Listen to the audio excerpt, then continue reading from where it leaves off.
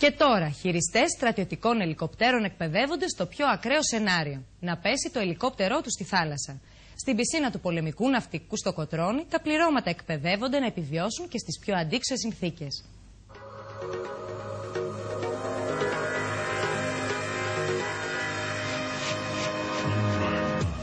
Πιο δύσκολη στιγμή για το πλήρωμα ενός ελικοπτέρου: η πτώση στο νερό. Το ελικόπτερο βυθίζεται και το πλήρωμά του πρέπει να διατηρήσει την ψυχραιμία του και να βγει σώος στην επιφάνεια.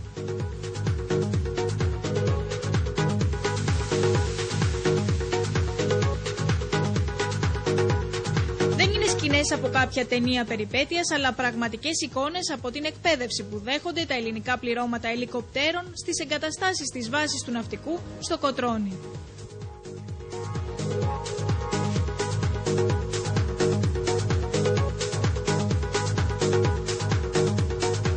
Από το Μάρτιο του 2009 ξεκίνησαν τα σχολεία. Μέχρι τώρα έχουμε βγάλει 28 σχολεία των 16 ατόμων και πιστεύουμε ότι θα ανεβάσει πάρα πολύ την ασφάλεια των χειριστών που πετάνε πάνω από θάλασσα, και μέχρι πρότινος όλοι οι χειριστές όλων των σωμάτων πηγαίνανε στην Ιταλία στο αντίστοιχο ομοίωμα και περνούσαν την ίδια εκπαίδευση.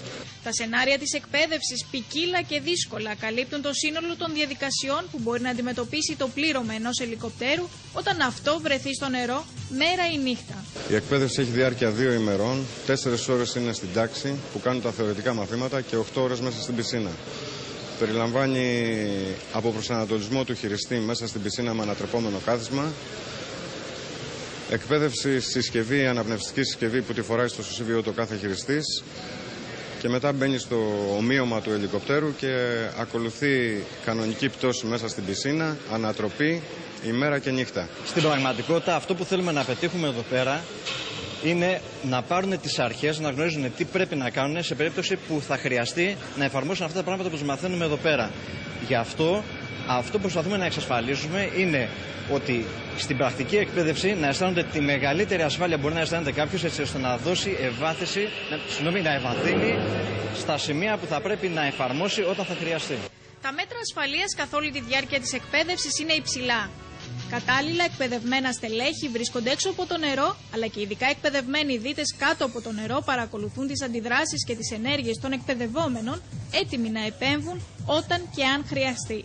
Στην εκπαιδευτική ημέρα, όσον αφορά την πρακτική εκπαίδευση, συμμετέχουν 5 άτομα, εκ των οποίων ένας είναι ο επικεφαλής εκπαίδευσης και χειριστής γερανογέφυρας, δεύτερος είναι ο εκπαιδευτής καμπίνας, ο οποίος βρίσκεται μέσα στην καμπίνα και επιβλέπει τους μαθητές.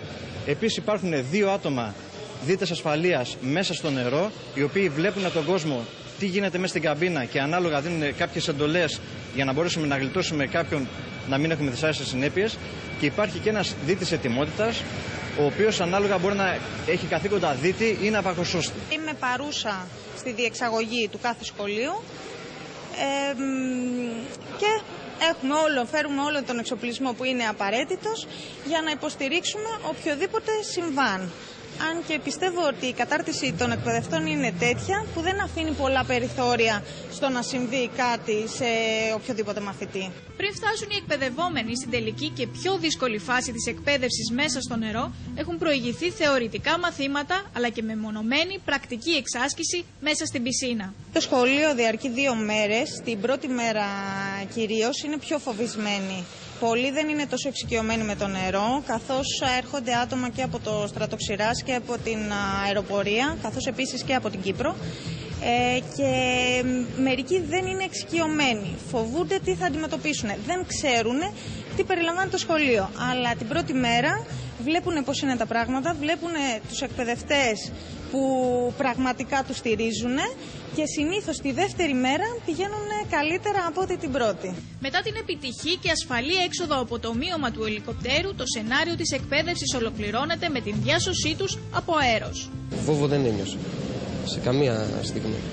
Μπορεί να φταίει το ότι οι εκπαιδευτές μας ήταν δίπλα κτλ. Δεν είναι πραγματική περίπτωση και πάντα πας πάνω σε αυτό στην εξομοίωση. Στην εξομοίωση ο φόβος λείπει. Αυτή είναι η διαφορά με την πραγματικότητα, πιστεύω. Ο φόβος λείπει. Η εμπειρία μιας τέτοιας εκπαίδευσης για ένα πλήρωμα ελικοπτέρου είναι ιδιαίτερα σημαντική. Αυτό το σχολείο πρώτη φορά βρίσκομαι, δεν έχω ξαναβρεθεί σε κάτι αντίστοιχο. και πιστεύω ότι έμαθα πάρα πολλά πράγματα. Πάρα πολλά πράγματα όμως, με όλη τη σημασία της λέξης. Και πιστεύω ότι είναι ένα σχολείο που πρέπει οι χειριστές και γενικότερα οι άνθρωποι που πετάνε με αέρια μέσα, ό,τι ιδιότητα και να έχουν, να το περάσουν για να έχουν μια εξοικείωση με αυτό το υγρό στοιχείο που είναι δύσκολο πράγμα. Η Ελλάδα είναι από τις λίγες χώρες που διαθέτουν τις εγκαταστάσεις αλλά και τον απαραίτητο εξοπλισμό για να πραγματοποιηθεί μια τέτοιου είδους δύσκολη αλλά και απόλυτα ρεαλιστική εκπαίδευση.